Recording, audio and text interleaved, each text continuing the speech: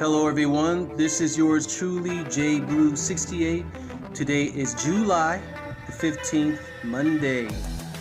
And this is going to be an exciting week. A lot of news for a lot of nerds and comic book fans and fantasy, sci-fi fans from the San Diego Comic Con that will be starting, I believe, this Wednesday, which is actually National Comic Book Day or Comic Book Release Day. I can't wait to hear the news that will be coming out of San Diego Comic Con. Once again, though, I won't be there. I hope to be able to get there one day. And especially, I'm excited to hopefully hear some news about these guys here. And I was at Saturday. I did a video where I did a comic book haul, and I did it on my car. That was kind of fun. It was very hot though. But I also, along with going to Hallmark, I also went to the comic book shop and picked up a couple of X-Men comics. I've been on a hunt for some 1990 X-Men comics, nostalgia, X-Men 1990s, because I believe that the 1990 X-Men books had some of the best stories and definitely the best covers. The covers kind of popped out at you. You know, the colors were brilliant and just very nice. And yeah, so I went ahead and got a couple X-Men comic books. Not a bunch. This is going to be a very short haul. And I do actually have, believe it or not, a DC comic in here too. We'll show that towards the end of the haul. But first, let's just get into this brief haul. This is a giant size milestone issue. Came out in October in the 90s, and I don't know exactly which year, but it was the 35th anniversary of the X-Men when this came out. But I love that cover. I just do.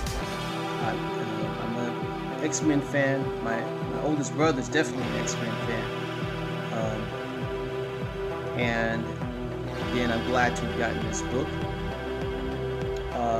This was in there, I think this is in the $3 rack. So expect a lot of X-Men books to really go up in price once any particular announcements are made. But I didn't get this just because, of the X-Men now being under the MCU. Again, I love those old covers, period. So, all right, let's move on. Next book that I got was this. It's The Seduction of an X-Man. This is the X-Men Annual, 64 pages, which features This features Storm on the cover. I was about to say Rogue. This features Storm on the cover. I don't particularly like that drawing of her. You know, she does actually look like a witch, but she's called the Weather Witch anyway. So it still has that 1990s feel of X-Men books that were brought out during that time. So I'm still glad to have it. And pretty much any book with Storm on the cover, I have to have it anyway.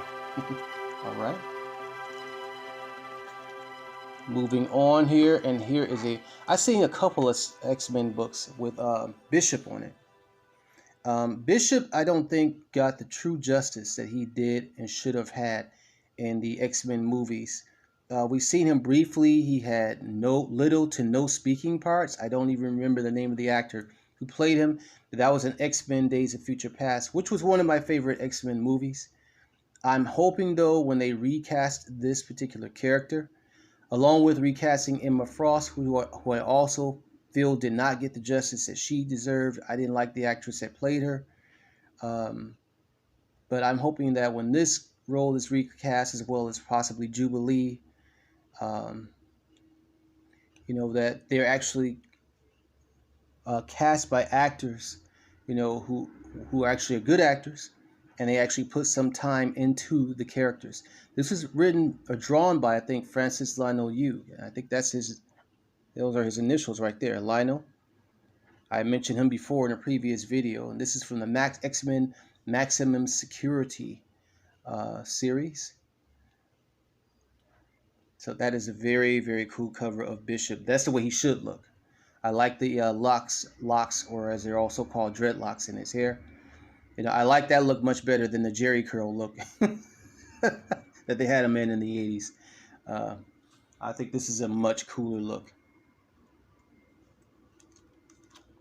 Next up, Gambit, another role that was, you know, I don't know, it would definitely, I won't say it wasn't cast right, and in the movie, what was it, X-Men Origins Wolverine. I liked Taylor Kitsch as Gambit, but still, this character has not been fully realized as he should. Please excuse the noise outside. I think it's garbage day or something, so it's a garbage truck outside. If you can hear that, if you can't hear it, then just never mind. But yeah, the Cajun X-Men in his own limited series. And this, I think Gambit has had at least 3 different limited series. I have another series of him.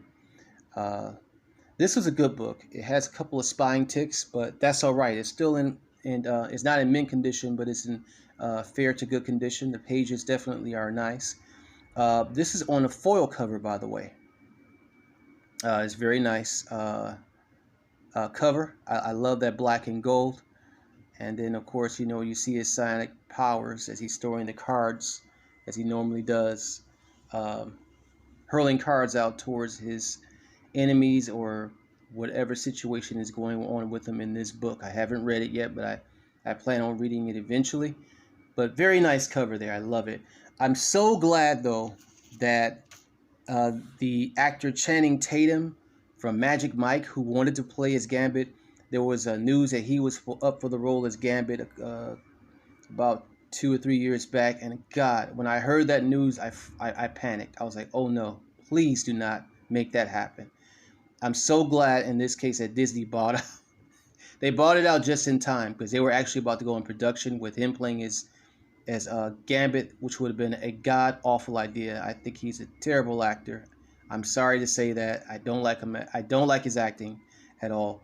I think he should stick to Magic Mike. And I hope that this role, along with the ones I also mentioned, will be cast with an actor worthy of coveting the role of Gambit. Important X-Men character. All right. And if anyone doesn't like that comment, I'm sorry. But I'm just being honest. I just know. That would have been a terrible, terrible idea. You know, it's just like you have a person who marries another one just because they have money, wealth, and fame.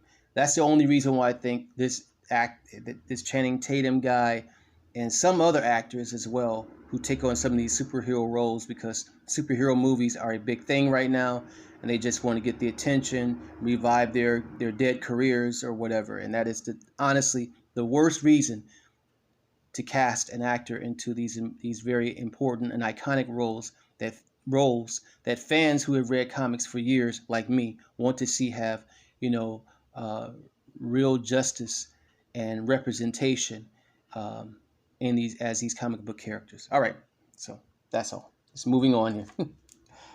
I also picked up this free sketchbook, Young Guns. I mentioned it in the other video, which just features artists that Marvel has picked to be the next generation of elite, of the best of the best. There are other artists I think that were worthy of being included in this book, or inclusive in this book. And I'm not going to open it up and go through the pages, but the artists mentioned here are Marco Schecketto, if I'm pronouncing his last name right, hopefully I'm not butchering it, Russell Dodderman, Javier Goron, Pepe Larraz, Mike Del Mundo, and Aaron Cooter. So this was a free book at the comic book shop, so you can pick it up at any local comic book shop. Support your local comic book shops, please. Very important to do so. And then last but not least, I said I had a DC comic in here. I thought this was just a really cute cover, if I can use that word, of Supergirl. She's one of my favorite DC characters. But I just love the innocence and adventure in her eyes and her face, the lovely, friendly smile that she has, and the way this was drawn, the swinging of the hair, you know, and it looks like a young, innocent Kara-El about to begin her adventures as the popular Supergirl. And, you know, just a nice cover. I really like that. I don't know if this is a variant or not, But I mentioned before that DC, as of this month anyway, had some of the best covers. I'm not really particularly collecting this series. I just picked up the book again because I like the cover a lot. That is very nice. Very nice. Okay, so let's go back to the beginning here. And this is pretty much ending the haul, or that's it for the haul. God, that truck outside is very loud and annoying. But yeah, so X-Men, and also I picked these up for free. As I mentioned, the X-Men, as we're about to begin Powers of 10, House of 10. This was free. I got this laminated. I went to Office Depot and got the poster laminated. But you can get this at any local comic book. Well, I won't say any local comic book shops. Some comic book shops carry different supplies than others. But I got this at one of the comic book shops that I went to. And I just think that this is really nice, very nice artwork there. So yeah, it's the Powers of 10, House of 10, and that's actually how it's pronounced. I thought it was Powers of X, House of 10, but it's Powers of 10, House of 10. Begins July the 24th of this month. And then last but not least, I also got another freebie of a movie that I liked, and I did a non-spoiler review on. And I wish I would have had this when I actually did the review. This Spider-Man Far From Home poster. I also got this laminated. That's really nice. Look at that. This was free. This was free. The getting it laminated was not free, but the poster was free. That is really nice. And this is the official poster from the actual movie. So, yep. So, yeah, I hope you've seen the movie. And if you did, hopefully you enjoyed it. Okay. So, all right. So that's it. That's all. Let's move this back over here. I hope that you enjoy my channel. I'm hoping to get more subscribers. Please hit the thumbs up. Any comments, of course, are welcomed and responded to. I don't always get to respond to them in time, but I do get to them. I hope you all are having a magnificent day. It's very nice outside. It's going to be in the 80s today. It's going to be quite hot. So everyone have a good morning, afternoon, or evening, and whatever time it is and whatever place you are in the world. Peace, love, and hair grease.